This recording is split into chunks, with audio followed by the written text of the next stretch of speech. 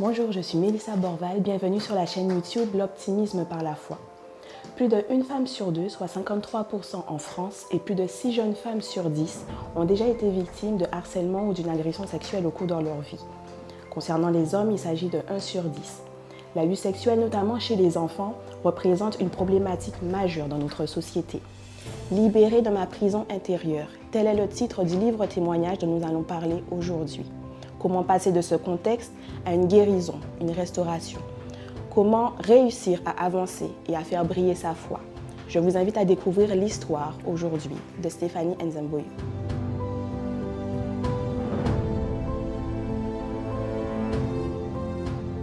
Bonjour Stéphanie. Bonjour Lisa. Je suis ravie que tu aies accepté mon invitation. Merci à toi. Alors, d'habitude, je commence l'interview en demandant à l'invité de se présenter. Cette fois-ci, ce sera la dernière question. Ok, d'accord. Les auditeurs sauront pourquoi plus tard. Ok. Et là, je vais directement rentrer dans le vif du sujet avec toi. Oui. Alors, quelle a été ton enfance? Comment la décrirais-tu? Ok. Mon enfance, je dirais qu'elle a été simple et à la fois atypique. Même si mon innocence, elle a été de courte durée, j'ai gardé de bons souvenirs de mon enfance avec mes frères et sœurs. On jouait beaucoup. J'ai grandi dans une famille modeste, on va dire. Mais par contre, j'ai le souvenir que mes parents ont toujours fait en sorte qu'on ne manque de rien, qu'on puisse avoir de beaux vêtements, des jouets, qu'on puisse partir en vacances. Justement, à l'époque, ils avaient rencontré en fait une association qui proposait des voyages à l'étranger. Donc, on a eu la chance en tout cas de partir, mes frères et ma sœur et moi, à l'étranger très tôt. Donc non, je dirais que une enfance comme tout le monde, mais voilà, avec ses points positifs et négatifs. D'accord, mais du coup, parle-moi un petit peu plus du côté atypique. Oui. Donc peut-être qu'il y a eu un avant et un après aussi. Oui. Parle-moi plus de ce côté-là. Ouais, alors justement, en parlant de vacances, donc moi je suis allée très tôt en Suisse. Donc la première fois j'avais 5 ans et demi à peu près. Et au départ tout se passait super bien. J'ai été accueillie par une famille juste super généreuse, très très gentille. Moi de caractère je suis assez réservée de base. Mais par contre quand je suis à l'aise, j'ai rien à voir. C'est-à-dire que je suis en joie, etc. Donc la maman, enfin la mère de famille, elle m'a tout de suite mis à l'aise. Donc je me sentais super bien avec elle. J'avais 5 ans la première fois, donc je découvrais forcément tout. Que ce soit les paysages, les restos, les choses comme ça. Donc moi, ma famille, elle n'avait pas forcément les moyens de faire tout ça. Donc j'étais émerveillée, quoi. Et puis j'avais vraiment tout ce que je voulais en termes de jouets. Enfin, c'était magnifique. D'accord. Mais à côté de ça, il s'est passé des choses qu'au départ, au départ, j'arrivais pas à mettre de mots dessus, mais à 5 ans, c'est difficile. Voilà, à 5 ans, c'est difficile de savoir que c'est pas normal. Et pourtant, j'ai été victime d'abus sexuels là-bas. D'accord. Et donc, du coup, ça s'est fait à répétition, si j'ai bien compris. C'est ça s'est fait à répétition. Je pourrais pas quantifier parce que forcément, ça faut remonter dans les souvenirs et je pourrais pas. Mais ça s'est fait à répétition et en fait, en Suisse, j'y suis allée pendant 9 ans. Donc c'est vrai qu'on pourrait se dire, c'est bizarre, comment tu as vécu des abus sexuels dès la première année, mais tu es quand même repartie. C'est tout simplement parce qu'en fait, c'est à côté de ce que je vivais avec cet homme, c'était juste magnifique mes vacances. Donc moi, à côté, j'avais le côté émerveillé, j'avais tout ce que je voulais, enfin, j'étais vraiment heureuse en fait. Et ce point-là, pour moi, il n'était pas plus fort que ce que je vivais de positif en fait. Donc j'ai gardé le secret, je le mettais un petit peu dans ma mémoire et je repartais. Voilà, c'est ce que j'allais te dire justement. Est-ce que tu as réussi à en parler, alors que ce soit pendant les 9 ans ou même après? Alors pendant les 9 ans... justement le livre aussi. Ouais. Alors pendant les 9 ans, je pense pas en avoir parlé. Donc, au bout de 9 ans, donc, c'est-à-dire quand j'ai eu 14 ans, donc j'ai décidé de ne plus repartir là-bas parce que j'avais plus envie de subir ces choses-là. Et puis au fil des années, je commençais à me rendre compte de ce que je vivais. Voilà, j'allais à l'école, donc forcément on faisait le cours d'SVT, on commençait à parler de la reproduction et ces choses-là. Donc je commençais à comprendre que là, c'était vraiment pas normal.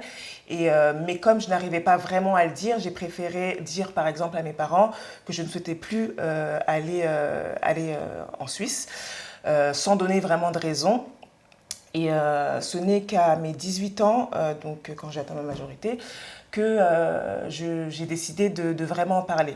Sachant que j'ai oublié une petite étape importante, à 14 ans, lorsque ça s'est terminé, moi je m'étais dit je ne repars plus en Suisse parce que du coup j'ai plus envie de revivre ces choses-là. Mais il s'avère qu'en fait, à 16 ans et demi, j'ai subi d'autres agressions sexuelles qui sont venues s'ajouter à ce que j'avais vécu enfant. D'accord. Et donc ça faisait beaucoup intérieurement à garder, mais j'avais quand même besoin d'en parler. Et donc voilà, donc je reviens à quand je l'ai dit à ma mère, donc j'avais à peu près 18 ans, donc je lui ai, on va dire, avoué ce que j'ai pu vivre en Suisse. Je lui avais pas dit pour ce qui s'est passé après, puisque du coup là c'était trop proche du moment où je lui disais, donc j'avais pas trop envie qu'elle rentre dans mes histoires. Et je crois que c'est tout. Et ensuite, ce n'est vraiment qu'à 30 ans que j'ai décidé d'en parler, après avoir été, on va dire, délivrée de ce que je portais intérieurement. Et il y a eu un long chemin entre-temps, un chemin où je suis tombée malade. Donc j'ai eu une maladie chronique qui était due en fait aux blessures intérieures que j'avais, qui étaient trop fortes, de l'anxiété trop forte, du stress trop important, qui a fait que du coup ça dérègle un peu mon système immunitaire. Et en fait, au moment où on m'a dit que la maladie, j'allais l'avoir à vie, moi je suis tombée en dépression. Parce que là je me suis dit c'est trop. C'est trop. Les abus, toute mon enfance, parce que 5 ans, au final, c'est très jeune. Puis après 16 ans et demi, il se passe ça, les agressions sexuelles, la maladie qui vient d'arriver. Je traversais aussi le divorce de mes parents. Donc pour moi, ça faisait trop à supporter, sachant que moi, je suis quelqu'un qui garde beaucoup les choses à l'intérieur. J'aime pas...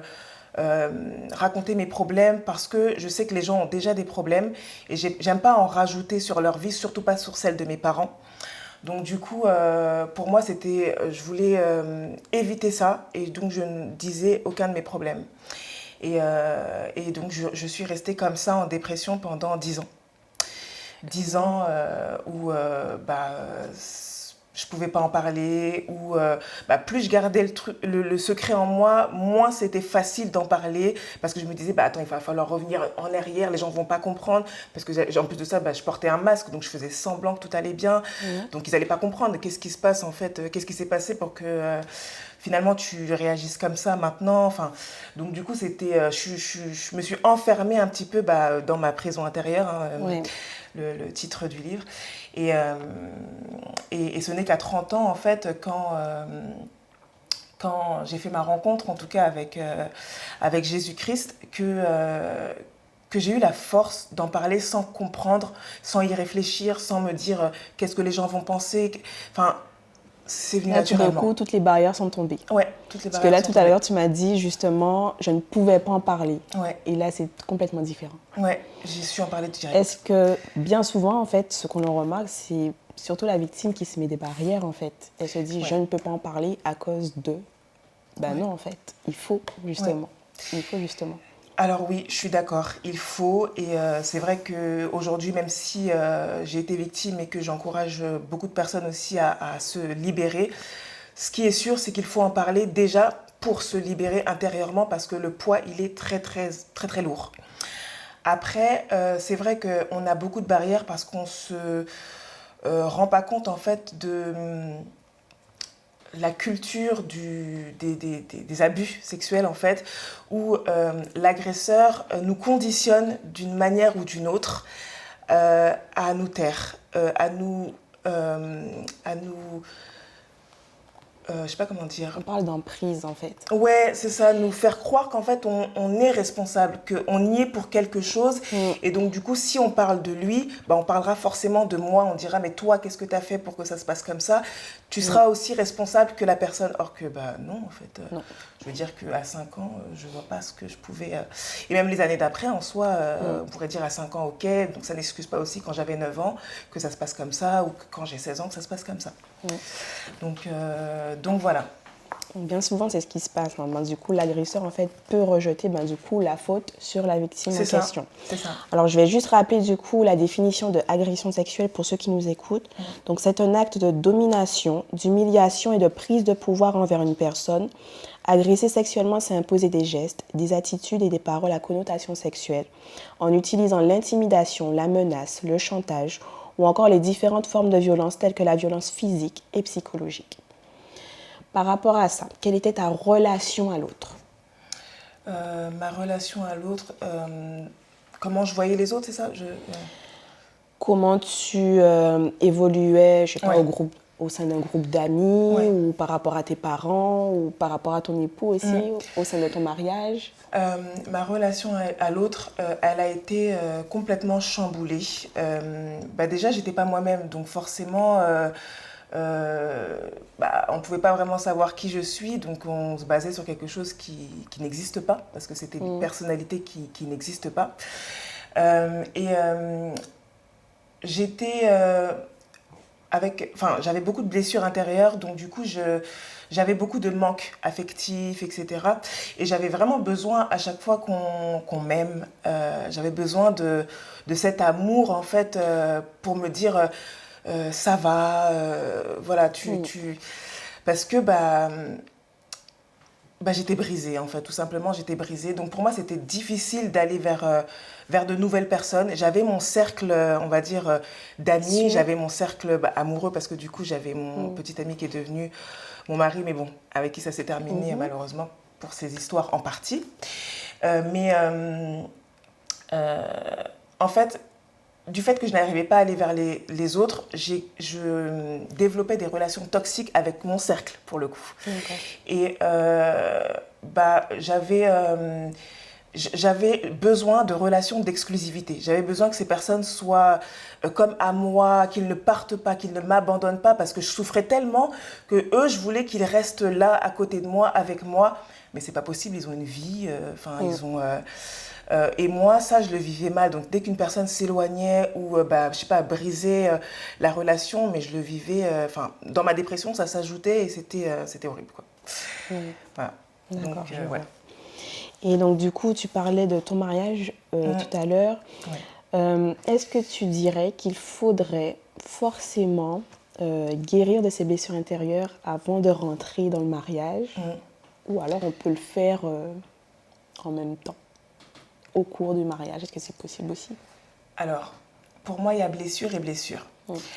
Si l'on parle de blessures comme celles que j'ai pu vivre, des abus sexuels, des agressions, la perte d'un être cher par exemple, des violences, même pas conjugales, mais des violences, par exemple on s'est fait, je sais pas, battre par son père ou sa mère, ce genre de choses, ce genre de blessures, pour moi, c'est indispensable de guérir, en tout cas de commencer sa démarche de guérison avant d'entrer dans le mariage. Parce que ce genre de blessure va conduire à des relations toxiques, à des relations qui ne seront pas saines parce qu'on sera blessé. Donc forcément, notre comportement il sera modifié, nos réactions seront parfois extrapolées parce qu'en fait, on est sur le qui-vive, en fait, on est en stress, on n'est pas bien, et donc ce seront nos émotions qui vont parler à la place de ce qu'on aurait fait différemment avec la raison. Et pour moi, en tout cas, quand on a ce genre de blessure, non, on ne peut pas se marier en l'état. C'est pas possible comme ça. Il faut au moins engager la démarche. Bien évidemment, chacun est libre d'engager une relation, ça c'est sûr. Mais je pense qu'il est préférable de le faire avant. Après, il y a d'autres blessures qui peuvent arriver au cours de la vie. Elles ne sont peut-être pas aussi graves, donc oui, on peut s'engager, mais c'est vrai qu'il faut toujours faire un travail sur soi, être sûr d'être sain émotionnellement avant de pouvoir s'associer en fait à une autre personne, parce que du coup l'autre personne, si elle était saine, elle pourra aussi, enfin on pourra déteindre sur cette personne et du coup gâcher la relation, et bon, c'est pas ce qu'on veut, ce que Dieu veut pour le mariage, de mon avis. Ouais, je vois ce que tu veux dire. Il y a aussi certaines victimes qui du coup, par rapport à un mécanisme de défense, oublient complètement ce qui s'est passé. Ouais. Et en fait, l'acte surgit bien plus tard dans leur mémoire, ce qui peut aussi, du coup, ravager un petit peu tout ce qui se passe à l'intérieur d'elles, tout ce qu'elles peuvent vivre aussi avec les autres. Ouais. Et oui, tout cela, du coup, il faut revoir forcément avec, on va dire, un professionnel un peu plus aguerri pour aider un petit peu plus, c'est possible. Oui, alors, pour ma part, c'est vrai qu'on me parlait beaucoup de voir un psychologue, et puis j'étais pas contre, je l'ai fait. Donc je suis allée voir un psychologue, mais bon, ça m'a apporté enfin, ça m'a éclairé sur certains points de ce que j'avais vécu, clairement, hein, je veux pas cracher dessus, parce que vraiment ça m'a aidée. Mais vraiment, moi, c'est ma foi en Dieu, en fait, qui m'a ouvert les portes de la guérison. Parle-moi de cette partie-là, alors, du coup. Ta vie avec Jésus-Christ. Ouais. Alors, ma vie avec Jésus-Christ, c'est un renouvellement. C'est un renouvellement parce que quand... je dis pas que je le connaissais pas, parce que je viens quand même d'une famille chrétienne, mais un peu désordre, c'est-à-dire que on n'allait pas vraiment à l'église, ou alors une année sur deux, enfin c'était pas très, on n'était pas vraiment ancré dans la foi, mais quand même on avait des notions. Et puis moi, petite, j'avais quand même ma Bible, même si on n'allait pas à l'église, j'avais gardé ma Bible, elle était à côté de mon lit, et je parlais à Jésus déjà. Mais en fait, au fil des années, comme il s'était passé ça, je lui ai dit, t'es pas vraiment avec moi, et c'est ce qui m'a fait m'éloigner de ma foi. Et en fait, moi, quand j'étais dans le mariage, à un moment donné, je pouvais plus porter de masque, parce qu'en fait, la personne avec qui on vit, elle voit tout. Oui, là, H24. Voilà, c'est pas possible. Même si on veut faire semblant, aller sur 1 an, moi j'ai eu 13 ans de relation, dont 6 ans de mariage, c'est pas possible. C'est-à-dire qu'on se connaissait vraiment maintenant à un niveau qui était au-delà des apparences, en fait. Et à un moment donné, le contrôle, parce que du coup j'étais constamment dans le contrôle de ce que je disais, de mes émotions. Je voulais pas paraître faible, je voulais pas paraître fragile, sensible, parce qu'en fait je l'étais au final. Et à un moment donné, j'ai dit, le contrôle, j'en peux plus, stop.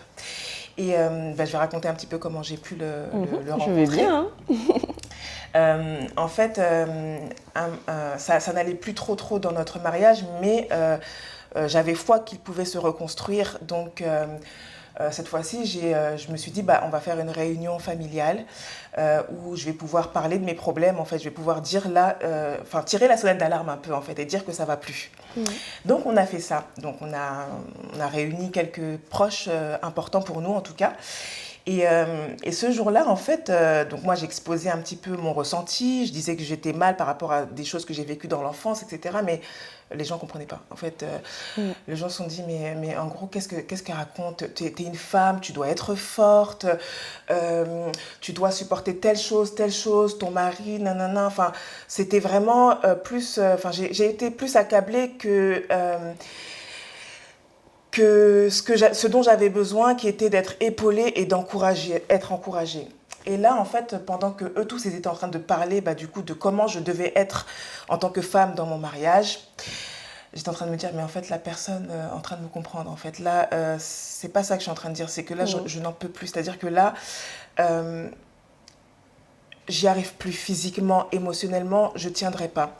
Et dans ma tête, j'étais en train de dire... je ne sais pas comment va être demain. C'est-à-dire que là, si personne ne fait rien, je ne sais pas si j'arriverai à me réveiller demain. Et j'ai entendu une voix qui m'a dit moi, je te comprends. Moi, je sais ce que tu as vécu et depuis le début. Et c'est le dernier jour de ta souffrance. Amen. Et là, en fait, comme j'entendais les gens parler, je croyais que je devenais folle. J'avais l'impression de devenir cinglée. Et, j'ai dit, en fait, dans ma tête, hein, bien évidemment, en fait, comment tu peux me dire que ma souffrance, elle est terminée là, comme ça, en fait, ça va, quoi. Les abus, les agressions, donc viol, la maladie, la dépression pendant 10 ans, ça n'a rien n'a marché. Là, mon mariage bat de l'aile, et là, tu es en train de me dire que là, comme ça, c'est terminé. En fait, non, à d'autres, en fait. Vraiment, j'ai dit ça à la voix, quoi. Et j'ai entendu une autre voix qui m'a dit je pense que ce serait mieux de boire de l'alcool parce que l'alcool fait oublier les problèmes. Donc moi, je le précise, je ne suis pas quelqu'un qui boit. J'ai déjà bu 1 ou 2 verres comme ça pour tester à une soirée, mais les gens qui me connaissent savent que ça ne va pas avec ma personnalité, quoi. Genre, voilà, Stéphanie qui boit, voilà, c'est bizarre, quoi. Donc voilà, mais j'ai préféré écouter cette voix parce qu'elle paraissait plus réaliste que l'autre qui paraissait surnaturel en fait. Et donc quand tout le monde est parti, donc à l'époque mon ex-époux du coup et les avait accompagnés, donc je me suis retrouvée toute seule à la maison, et j'ai pris l'alcool qui était là pour décorer en plus, hein, j'avais des bouteilles comme ça qu'on nous offrait ou voilà. Et j'ai commencé de l'alcool fort. Hein. J'ai commencé à mélanger cela avec du jus et à boire 1 verre. 2 verres, 3 verres. Je ne sentais pas vraiment comme il y avait le jus, ça ne me faisait pas oublier les problèmes, donc je continuais. Je voulais oublier les problèmes, c'est-à-dire tant que je pensais à ça, je buvais. Donc, désastre, j'ai commencé à avoir mal au ventre. Je suis tombée par terre, je rampais, parce que je voulais aller d'une pièce à l'autre, je rampais par terre, mais c'est véridique. Je me suis retrouvée presque sans vêtements, en tout cas la moitié de mes vêtements, je ne sais pas pourquoi. Et en fait, quand j'ai pris conscience de mon état, je me suis dégoûtée. Je me suis dit, mais en fait, ma vie, c'est de la médiocrité, en fait. C'est pas possible. Et là, j'ai dit, écoute, là, Jésus, je te donne ma vie. Mais je ne savais même pas pourquoi je disais ça. J'ai dit ça vraiment comme ça. En plus, j'étais par terre, quoi. Et j'ai dit... je te donne ma vie, en fait, j'en peux plus. J'y arrive plus, je ne peux plus. Et si tu fais pas quelque chose maintenant, je sais même pas comment sera demain, vraiment. Et je me suis endormie sur ces paroles. Et le lendemain, j'étais encore un petit peu mal, forcément, il fallait que je dessoule un petit peu. Et ça m'a dit, prends ta Bible, ok. Donc, je suis chrétienne, j'avais quand même ma Bible au salon. Non, même pas, c'était au salon. Ouais, à l'entrée de chez moi. Elle était ouverte avec le même verset pendant 3 ans, je crois. Ça n'avait pas bougé de page. Et ça m'a dit, prends ta Bible. Je suis trop fatiguée, je prends mon téléphone, je prends la Bible app. Ça faisait pareil, je l'avais sur le téléphone, mais jamais je l'avais ouvert, quoi.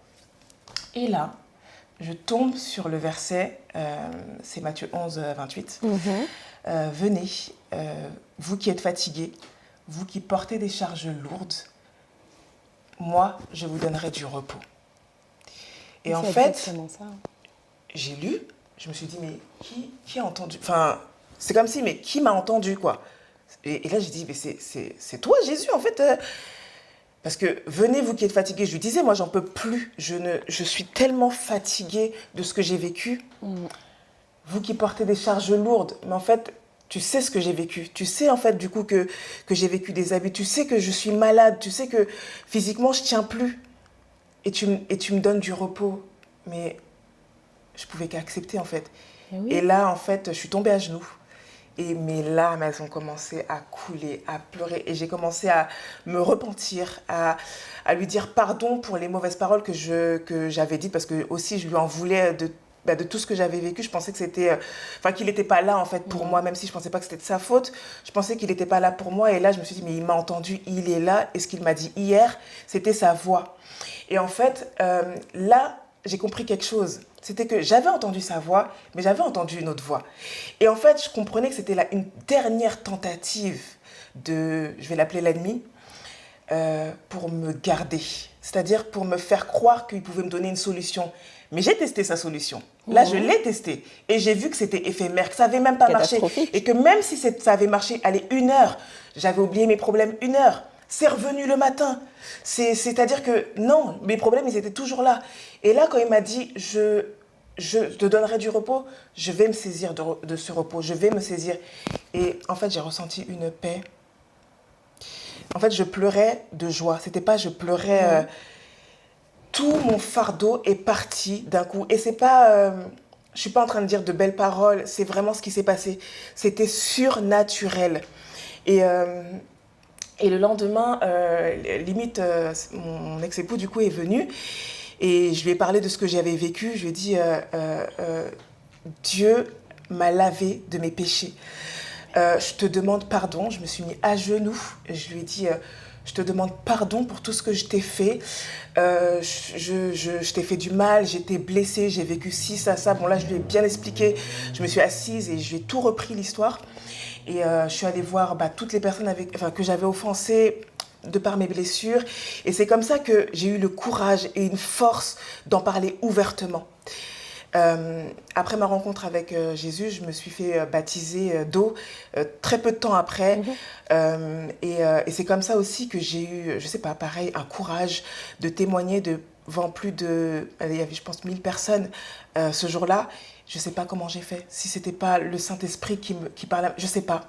Mais ça y est, tout était derrière moi. En fait, ça y est, ça ne m'appartenait plus. Les abus, c'était mon passé, c'est mon passé. Mais Dieu m'a lavé et j'étais renouvelée de l'intérieur et je me suis rendu compte que tant qu'on n'est pas nettoyé de l'intérieur, l'extérieur ne peut pas non plus jouir en fait. On ne peut pas être épanoui à l'extérieur si on ne l'est pas à l'intérieur. Voilà. Mais ça fait longtemps qu'il t'attendait, hein. Ah oui. Ça fait longtemps qu'il voulait te dire, justement, je vais prendre tes fardeaux. Ah oui. Repose-toi. C'est ça. Et il avait essayé plusieurs fois. En fait, il était présent et je l'ai ressenti à différents moments de ma vie. Et un des moments de ma vie où j'ai su qu'il était déjà là, mais je le cherchais, je ne le trouvais pas encore vraiment, c'est quand j'avais tenté de mettre fin à mes jours à un moment donné, quand j'étais trop malade, que j'avais plus de force et tout, et que j'avais avalé une boîte de médicaments entière. J'avais perdu connaissance, les pompiers étaient venus me chercher, tout ça. Et que j'avais rien eu du tout. Aucune séquelle. Ils m'ont dit, vous avez pris des médicaments, vous êtes sûr? D'accord. J'avais avalé la boîte de médicaments. Et ils m'ont dit, vous avez rien. J'ai dit, c'est là où j'avais dit, Dieu il est là, il y a quelque chose. Mais pourquoi tu ne m'as pas laissé partir? Et je savais à ce moment-là qu'il ne voulait pas. Il avait déjà prévu quelque chose pour moi parce que, en fait, après que j'ai découvert la Bible, j'ai découvert aussi le verset... j'ai des projets pour ta vie, j'ai des projets pour toi. Et ce n'est pas des projets de malheur, c'est des projets de bonheur. Maintenant, il pourra arriver qu'il y ait des circonstances négatives parce que ça fait partie de la vie. S'il y a le bien, il y a le mal. Mais moi, j'ai des projets de paix et il faut les saisir. Il faut les saisir. Et à ce moment-là, déjà, j'avais saisi cette parole parce que je me suis dit, mais il ne m'a pas laissé partir, c'est qu'il a quelque chose pour moi. J'y arriverai. J'y arriverai. Même si ça a pris des années, forcément, la preuve en est que quand j'ai rencontré Jésus, il a enlevé complètement mon fardeau. Et je lui dis gloire à Dieu parce que sans lui, je ne serais pas là. En fait, à chaque fois que je prie, que je suis chez moi, que je médite, je pleure de joie. Quand je regarde la Stéphanie d'avant qui pleurait, qui n'avait pas confiance en elle, qui était triste et qui avait honte, j'avais honte de mon passé. Parce qu'en fait, j'avais limite tout, j'avais tous les attributs de la vie qui font honte en fait. Tes parents qui divorcent, toi, du coup, tu divorces, tu as vécu des abus sexuels, tu es malade et c'est une maladie qui est pas glorieuse à dire en public. En fait, j'avais tout qui me disait cache-toi en fait. Tu ne sers à rien. Il vaut mieux que tu ne parles pas de ta vie, que tu te fasses petite. Mais non, parce que, en fait, je suis glorieuse parce que Jésus-Christ, il est en moi. Donc, je brille par lui, en fait. Bien sûr. Et pourquoi tu veux que je me fasse petite or que lui m'a fait grande? Exactement. Eh ben non, en fait. Donc, du coup, il avait plus de pouvoir sur moi. En fait, la dernière action, quand il m'avait dit de boire de l'alcool, ça y est, ça l'a discrédité. J'ai compris que lui, c'était un bluffeur. Il pouvait plus me mentir facilement, en fait. Même si j'ai des épreuves, justement, parce qu'il essaye de passer par d'autres choses. Mais je sais qu'il ment. Il va toujours tenter de toute Voilà, manière. il va tenter. Il est là. Il n'y a pas de problème. Tente. Moi, je sais comment j'étais avant. Je ne peux pas être pire. Donc, laisse-moi faire mon chemin parce que je vais loin avec Dieu. C'est Jésus qui est la solution. Ouais, c'est ça. Tout à l'heure, tu as parlé de cheminement. Il y a un passage dans le livre qui, justement, m'a marqué. Je crois que la perversion et l'action de faire le mal ne viennent pas de nulle part. Il peut en effet s'agir d'une maladie mentale et dans ce cas, les actes sont souvent dus à la pathologie. Parfois également, agir ainsi cache un mal-être profond. Les personnes perverses et celles qui font du mal aux autres sans scrupule ont peut-être aussi subi des traumatismes dans leur enfance et n'ont peut-être pas reçu d'amour ou ont été aimées d'une mauvaise façon. Elles ne savent pas faire autrement ou agissent en réaction à ce qu'elles ont subi. Elles sont pour moi l'expression de bons sentiments au fond, altérés par le manque et le mal d'amour. Faire le mal, c'est en fait avoir besoin d'amour. Ouais. J'avoue, j'étais un peu partagée sur ce passage-là, parce que du coup, tu te mets carrément à la place de ton agresseur, tu essaies de le comprendre, et tu as réussi à pardonner. Oui, et ça, clairement, je n'aurais pas pu le faire sans Dieu. Parce que moi, quand il m'a pardonné, on pourrait se dire, mais qu'est-ce que toi, tu avais à te faire pardonner, puisque c'est toi qui as subi. Mais non, parce que pendant mon temps de dépression, moi aussi, j'ai fait subir des choses à des personnes que j'aimais, et pourtant, je les aimais. Mon cœur, il a toujours été bon. Et pourtant, tellement j'avais la haine des hommes, tellement j'étais blessée, j'avais, entre guillemets, la rage, en fait, que je subisse des choses, et ben, moi aussi, ça m'arrivait de faire du mal inconsciemment. Et par exemple, il y a un acte qu'aujourd'hui, même si Jésus m'a lavé de ce péché, j'en suis pas fière. J'ai avorté donc, quand j'avais 17 ans, parce que du coup, j'étais jeune. Après, bon, d'autres raisons qu'on peut voir dans le livre. Mais je m'en suis voulu tellement fort de cet acte.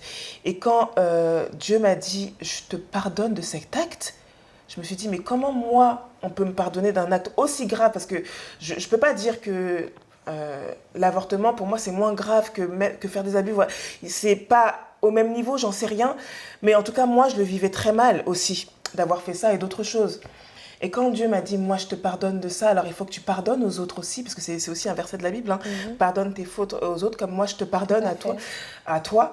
Et bien, j'étais prise d'amour et de compassion. Alors, ça ne veut pas dire que je cautionne l'acte. Attention, l'acte, je le condamne. Je le condamne.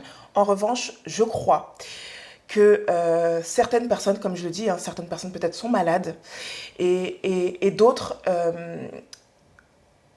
ont peut-être des problèmes psychologiques qui font que ça les amène à... Et ils ont aussi besoin d'être pardonnés. Ils ont aussi besoin... Enfin, Jésus n'est pas là que pour un tel péché ou ce péché-là. Il prend tous les péchés. Et je pense que moi, je voulais pas me dire, ces personnes-là, elles n'ont pas le droit au pardon, en fait. Donc, ça a été dur, ça a été long, ça m'a coûté. Ça m'a coûté. Et pour vous dire, je n'ai réussi à pardonner, par exemple, aux agresseurs qu'en écrivant le livre. C'est-à-dire que même en écrivant le livre, je n'avais pas pardonné. Je croyais que j'avais pardonné, mais je n'avais pas pardonné et j'ai fait un arrêt. Je ne pouvais plus écrire. Parce que, non, je ne pouvais pas écrire quelque chose qui n'est pas vrai. Donc, du coup, je suis allée prier, jusqu'à ce que Dieu me révèle pourquoi j'ai autant de colère encore, alors que je pensais avoir pardonné. Et c'est ainsi qu'il m'a révélé que ces personnes-là ont aussi le droit à son amour. Et je l'ai juste reconnu. En fait, je me suis un peu pliée à sa grandeur, en fait.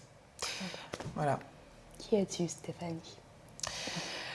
Aujourd'hui, je dirais que je suis déjà la fille de Dieu, la fille bien-aimée de Dieu. Je dirais que je suis une fille, une femme maintenant renouvelée, une femme qui est, une femme qui brille par Jésus-Christ, une femme, on va dire, épanouie en Jésus-Christ. Vraiment, il n'y a pas d'autre mot. Amen. Amen. C'est sur ces paroles qu'on va se quitter. On se retrouve très bientôt dans un nouvel épisode.